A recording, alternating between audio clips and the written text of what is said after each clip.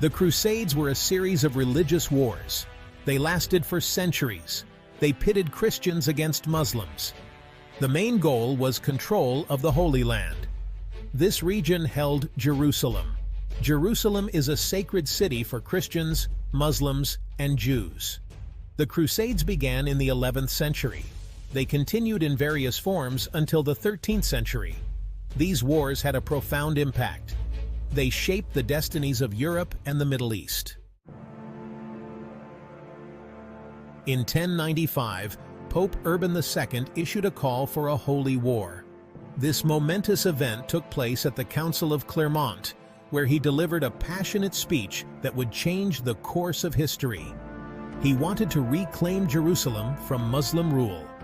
The city, sacred to Christians, had been under Muslim control for centuries, and Urban saw this as a divine mission to restore it to Christendom. The Byzantine Empire, facing pressure from the Seljuk Turks, had asked for help. The Seljuks had been encroaching on Byzantine territory, threatening the stability of the region. Urban saw an opportunity not only to aid a fellow Christian empire, but also to assert the power of the papacy. He could unite Christian Europe under his banner. By calling for a crusade, Urban aimed to bring together the often warring Christian kingdoms of Europe in a common cause, fostering a sense of unity and purpose. Urban's call was met with a fervent response. Thousands of people, from knights to peasants, were inspired by his words and the promise of spiritual and temporal rewards. People from all walks of life answered. The crusade attracted a diverse array of participants, including nobles seeking glory, peasants hoping for a better life, and adventurers looking for new experiences. They were motivated by religious zeal. The idea of fighting for the Holy Land and the promise of eternal salvation drove many to take up the cross and join the crusade. They sought forgiveness for their sins. Urban promised that those who joined the crusade would receive absolution, a powerful incentive for many who feared for their souls. Others were lured by the promise of land and riches in the east. The prospect of acquiring wealth and new territories was a strong motivator for many, especially younger sons of nobles who had little to inherit at home. And so, the First Crusade began. Thousands of crusaders set out on a perilous journey, driven by faith, ambition, and the hope of a better future. Their expedition would leave an indelible mark on history, shaping the medieval world in profound ways. The First Crusade was a long and arduous journey. Thousands of crusaders set out from Europe. They faced hunger, disease, and attacks. They marched across unfamiliar and often hostile lands. The journey was a testament to their faith. It also revealed the brutal realities of war. Despite these hardships, the Crusaders achieved several victories.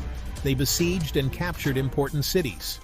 These cities included Nicaea, Antioch, and finally Jerusalem. In 1099, the Crusaders reached Jerusalem. They had traveled thousands of miles, driven by religious fervor and the promise of eternal salvation. The journey was arduous, filled with hardships and battles along the way. After a bloody siege that lasted for weeks, they finally captured the city. The siege was marked by intense fighting, with both sides suffering heavy casualties. The Crusaders used siege towers, battering rams, and other medieval warfare tactics to breach the formidable city walls. Their victory, however, was marred by widespread slaughter. The streets of Jerusalem ran red with blood as the Crusaders unleashed their fury on the city's inhabitants. The aftermath of the battle was a grim sight, with bodies strewn across the battlefield and the somber faces of the Crusaders reflecting the horrors they had witnessed. They targeted Muslims and Jews, showing no mercy. The religious zeal that had driven them to Jerusalem now fueled their brutal actions. Entire communities were wiped out in the name of reclaiming the Holy Land. The capture of Jerusalem marked a high point for the Crusaders. They celebrated their hard-won victory, raising their flags over the city and giving thanks for their success. This moment was seen as a divine endorsement of their cause. It established small Crusader states in the Holy Land. These territories were strategically important, serving as bases for further military campaigns and as symbols of Christian dominance in the region. The Crusaders created 4 Crusader states.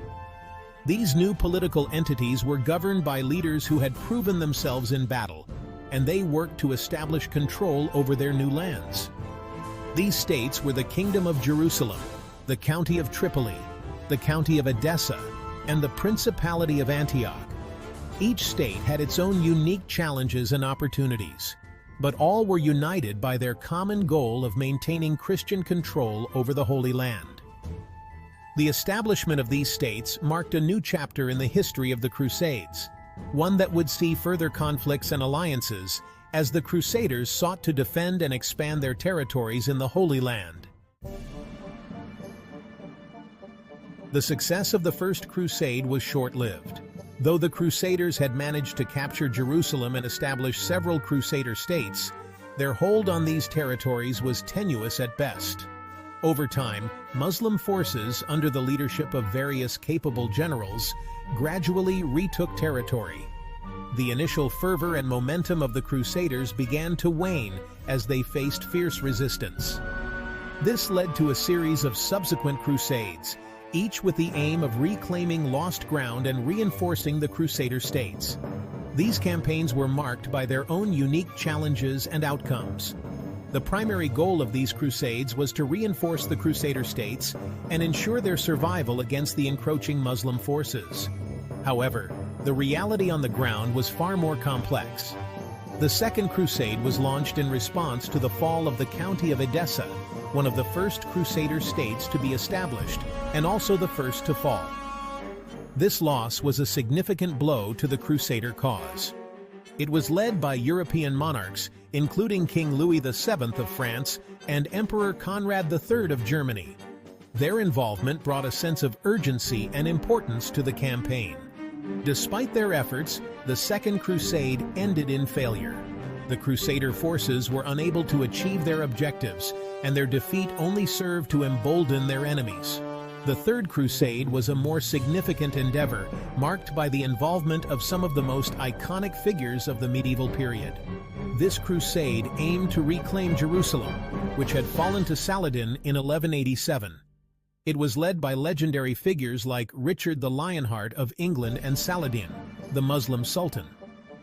Their clashes became the stuff of legend, embodying the chivalric ideals of the time. The Third Crusade resulted in a truce, with Richard and Saladin negotiating terms that allowed Christian pilgrims access to Jerusalem, even though the city remained under Muslim control. The Fourth Crusade took an unexpected turn. Originally intended to conquer Muslim-controlled Jerusalem through an invasion of Egypt, the Crusaders found themselves embroiled in the politics of the Byzantine Empire. Instead of reaching the Holy Land, the Crusaders sacked Constantinople, the capital of the Byzantine Empire. This event shocked the Christian world and had long-lasting repercussions. The sacking of Constantinople was a major turning point. It weakened the Byzantine Empire, which had been a bulwark against Muslim expansion, and deepened the rift between the Eastern Orthodox and Roman Catholic churches. It highlighted the growing divisions within Christendom, as political and religious leaders grappled with the consequences of the Crusades. The unity that had once driven the Crusader cause was now fractured, leading to further conflicts and a re-evaluation of the crusading movement itself. Numerous smaller crusades followed throughout the 13th century. These later crusades were less successful. They failed to recapture Jerusalem. They demonstrated the waning enthusiasm for these holy wars. The final Crusader stronghold in the Holy Land fell in 1291. Europe transformed. The Crusades' impact on the West. The Crusades had a profound impact on Europe. They stimulated trade between East and West. They introduced new ideas, goods, and technologies to Europe. The Crusades also fostered cultural exchange. They contributed to the growth of cities and the rise of powerful monarchies. The Middle East in the Crusades' wake lasting changes. The Crusades had significant consequences for the Middle East as well. They led to increased tensions between Muslims and Christians. The Crusades also had a lasting impact on the political landscape of the region. They contributed to the rise of new powers, such as the Mamluk Sultanate in Egypt. A complex legacy. Reflections on the Crusades. The Crusades remain a controversial topic. They were brutal conflicts marked by violence and bloodshed.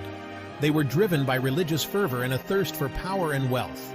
Yet they also had unforeseen consequences that shaped the course of history. Conclusion: the enduring significance of the Crusades. The Crusades were a defining epoch in medieval history. They left an indelible mark on the relationship between East and West. Their legacy continues to shape perceptions and fuel debate among historians and scholars today.